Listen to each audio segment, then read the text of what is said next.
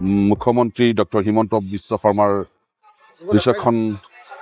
আৰু দক্ষতাপূৰ্ণ অভিজ্ঞতাৰে সমগ্ৰ অসমত যি অসমৰ থলুৱা জনগোষ্ঠীসকলে থলুৱা লোকসকলে আজু ককা দেউতাৰ দিনৰ পৰা মাটিৰ বা ভূমিৰ অধিকাৰ পোৱা নাছিল মিছন বসুন্ধৰা নামেৰে যি এটা অভিযান আৰম্ভ কৰিছিল আৰু এই অভিযানৰ যোগেদি প্ৰথম পৰ্যায়ত মিছন বসুন্ধৰা দ্বিতীয় পৰ্যায়ৰ মিছন বসুন্ধৰাত এতিয়া আমি ভূমিৰ পট্টা দিবলৈ আমি সক্ষম হৈছোঁ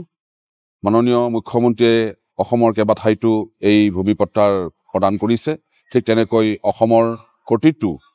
বিধানসভা সমষ্টিত এই ভূমি পট্টা প্ৰদান কৰাৰ ব্যৱস্থা ৰখা হৈছে আজি তেজপুৰতো আমি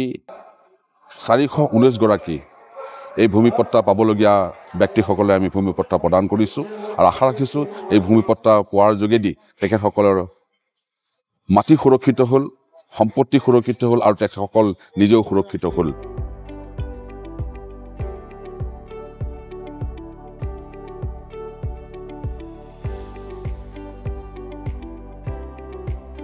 অসমৰ যিটো প্ৰেক্ষাপট আৰু অসমৰ যি ধৰণৰ মাননীয় মুখ্যমন্ত্ৰী মহোদয়ৰ পদক্ষেপ বা তেওঁৰ কৰ্মযজ্ঞ যে বিভিন্ন সমস্যা প্ৰতিটো জাতি প্ৰতিটো জনজাতি প্ৰতিটো ধৰ্মাৱলম্বী লোকৰ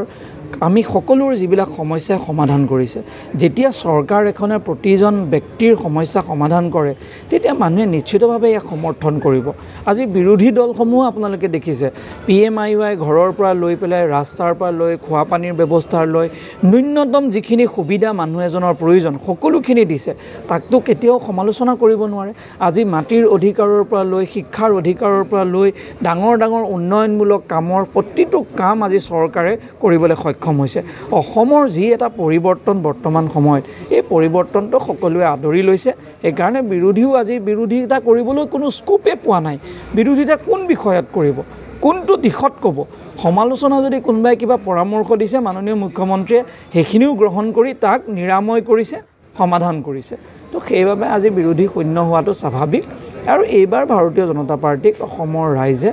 অভূতপূৰ্ব সমৰ্থন কৰিব কাৰণ তৃতীয়বাৰ ভাৰতৰ প্ৰধানমন্ত্ৰী নৰেন্দ্ৰ মোদী হোৱাটোৰ বাবে অসমৰ ৰাইজে হিয়া উজাৰি আশীৰ্বাদ কৰিব সেইটো আমি আশা কৰিছোঁ আৰু নৰেন্দ্ৰ মোদী ডাঙৰীয়া তৃতীয়বাৰৰ বাবে ভাৰতবৰ্ষৰ প্ৰধানমন্ত্ৰী অসমত লোকসভাত লোকসভা পাব বিজেপিয়ে আগতে 12 যোৱা চাওক আমিতো কৈছে কিন্তু এতিয়াৰ যিটো প্ৰেক্ষাপট আমি দেখা পাই আছোঁ আৰু অহা 15টা দিনত আমি ভাবিছোঁ আৰু পৰিৱৰ্তন হ'ব